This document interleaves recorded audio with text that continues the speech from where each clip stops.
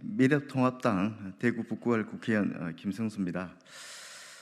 제가 지금 문화체육관광위원회 소속 위원으로 있습니다. 이번에 오늘 저희 문화체육관광위원회 결산입니다만은 결산을 준비하는 과정에서 좀 기가 막힌 최근에 그 범여권 인사들이 친일 프레임으로 굉장히 우리 초대 대통령부터 좀 공격을 하고 있습니다만은 그와는 또 정반대되는 그런 내용들이 또 벌어지고 있어서 오늘 거기에 대해서 이렇게 지적하고자 이 자리에 있었습니다. 잘 아시는 바와 같이 최근 범여권 인사들이 초대 이승만 대통령부터 시작해서 백승엽 장군 등에 대한 그런 친일 프레임을 통한 여러 가지 폄훼 또 도에 지나칠 정도의 그런 발언들이 쏟아지고 있습니다. 앞으로는 이렇게 또 친일 청산을 또 외치면서도 뒤에서는 혈세를 투입해서 친일 잔재를 또 미화하는 그런 사업들이 진행이 되고 있습니다. 지난 15일 날 김원웅 강북회장이 이승만 대통령은 친일파와 결탁했다. 또 초대 국군 참모총장에서부터 21대까지 일제에 빌붙어서 독립군을 토벌하던 자가 국군 참모총장이 되었다. 이렇게 친일 프레임 씌우기를 지금 서슴지 않고 있습니다. 심지어는 지난 13일 민주당 소속 의원들이 주최하는 파묘법 공청회에서는 민주당 소속 특위위원장인 강창일 의원이 대전 현충원에 안장된 지 한 달도 안 된 백성엽 장군에 대해 국립묘지에 원수가 있는데 유공자 애국선열지사가 저승에 가서 자정할 수 있겠느냐는 그런 아주 극단적인 발언까지 했습니다. 이렇게 범여권 인사들이 겉으로는 친일 청산을 하자고 온갖 퍼포먼스와 발언을 하지만 또 내부 사정을 들어보면은 개인들의 이익과 결부된 그런 사업들에 대해서는 오히려 더 친일 잔재를 보존하는 데 더 노력하고 있거나 전혀 그런 데 대한 비판의 목소리를 내지 않고 있습니다. 가장 대표적인 것이 지난 20대 문체위 교문위 간사이기도 했던 민주당의 간사이기도 했던 손혜원 전 의원의 목포 부동산 투기 의혹입니다. 대통령 영부인의 가장 절친이면서도 더불어민주당 문체위 간사로서 문화체육 관광 관련 사업에 많은 영향력을 행사할 수 있었던 손혜원 의원은 지난 8월 12일 목포의 근대 역사문화공간 재생 활성화 사업과 관련해서 1심에서 부동산 투기와 관련한 유죄 판결을 받았습니다. 판결문에 의하면은 손 의원은 미공개 정보와 권한을 남용해서 측근들과 함께 인근 지역에 무려 22채의 주택을 구입한 바 있습니다. 이 주택들을 비롯한 주변에 유적이라고 하고 있는 것들이 일제 강점기 시절 대한민국의 아픈 역사가 고스란히 남아 있는 일제의 그런 수탈 기관들의 건물들이 대부분입니다. 일본 영사관을 비롯해 가지고 일제 시대 때 가장 많은 소장료를 거두면서 우리 민족들을 수탈한 대표적인 기관인 동양측식회사 목포지점 이런 것들이 문화재로 지정이 되고 지금 보존이 되고 있습니다. 이런 일제 식민지의 상징적인 장소들을 문화재로 지정하는 것이 과연 타당한 것인가 질문하지 않을 수 없습니다. 더욱이 여기에 무려 5년간 한 500억 원의 혈세를 투입하는 것이 또 국민들의 정서에 부합되는 건지 그동안 또 여권 인사들이 이야기하던 친일 잔재 청산과 어떻게 이게 같이 모순이 되지 않는 건지 의문이 들지 않을 수 없습니다. 더욱더 과관인 것은 해당 사업을 추진하는 과정을 들여다보니까 졸속이 참 그지없습니다.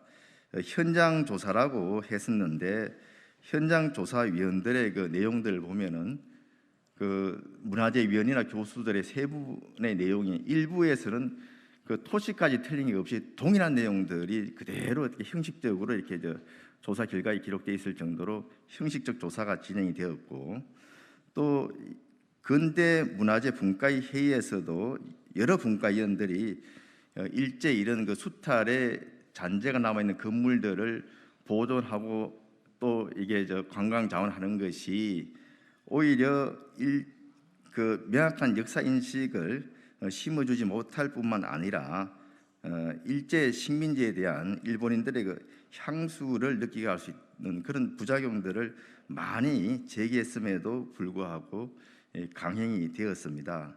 특히 다른 유사 사업과 비교해 볼 때 그 사업의 추진 속도에 있어 가지고도 불과 3개월 만에 여러 가지 절차가 진행될 정도로 굉장히 패스트 트랙으로 진행이 되었는데, 그 과정에서 관계기관, 문화재청 등에 대한 그 손혜원 의원 등의 그 압박이 재판 과정에서 확인된 바 있습니다.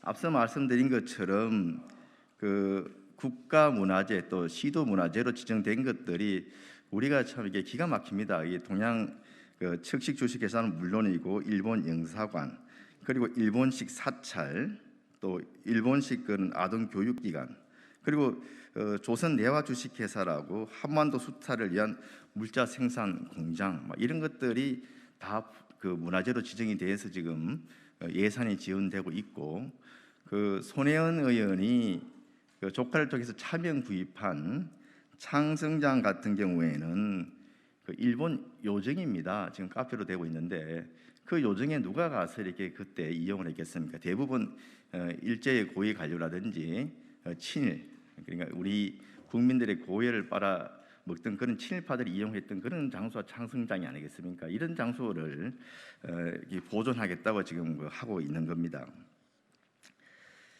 정말 그 8월 29일이 경순국칠 110년입니다. 이 경순국칠을 앞두고 민족 수탈의 그 상징이자 일제 식민지의 그런 핵심적인 장소를 국민의 혈세를 들어 복원한다는 것을 누가 허락한 것입니까?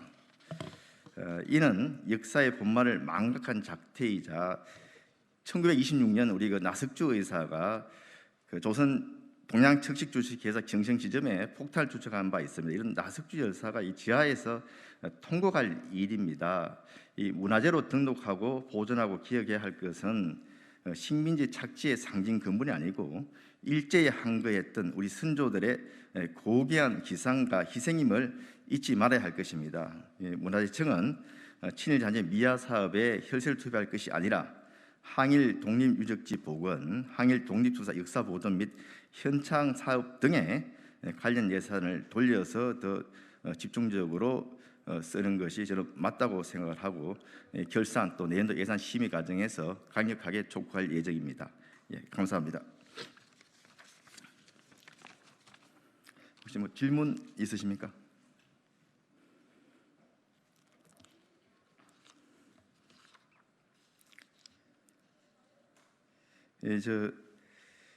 잘 아시는 것처럼 최근 수년간 걸쳐가지고 친일잔재 청산이 친여권이라든지 이 좌파 쪽에 많이 지금 뭐 유행처럼 번지고 있습니다.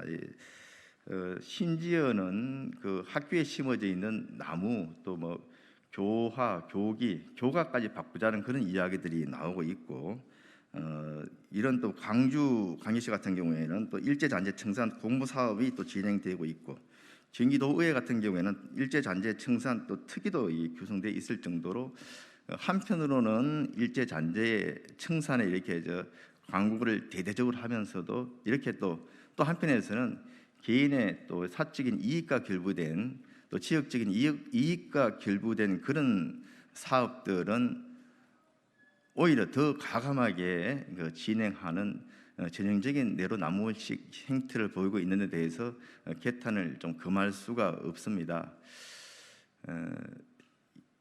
지금 이 목포 근대 역사 문화 공간 사업은 사업의 진행도 굉장히 좀 부진해서 예산 집행률이 한 28% 정도에 머물고 있습니다. 그리고 구입 당시에 그 부동산 가격들이 지금 현재 한 4배 이상 폭등을 지금 했다는 그런 이야기입니다. 결국은 이 손혜원 전 의원이라든지 그 측근들이 목포에 그런 그 부동산을 구입한 것들이 그 예상이 맞았다는 그런 것들이 지금 나타나고 있습니다. 예. 많은 그 경제적인 이익이 지금 있을 수 있는 그런 상황이고요. 그래서 이 부분에 대해서 또 이런 일제 식민 수탈의 그 여러 잔재 건물들을 보존하는데 실제 그 건물의 가격에 그 상당하는 그런 막대한 예산이 또 그 건물을 개보수하는데 지원이 됩니다.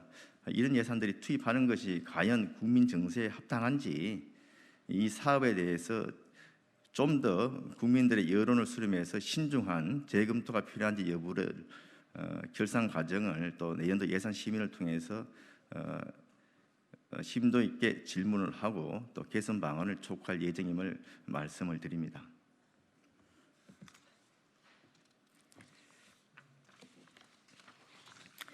예, 다른 특별한 질문이 없으면은 기자회견을 마치도록 하겠습니다. 깊이 살펴서 잘 반영해 주시길 부탁을 드립니다. 감사합니다.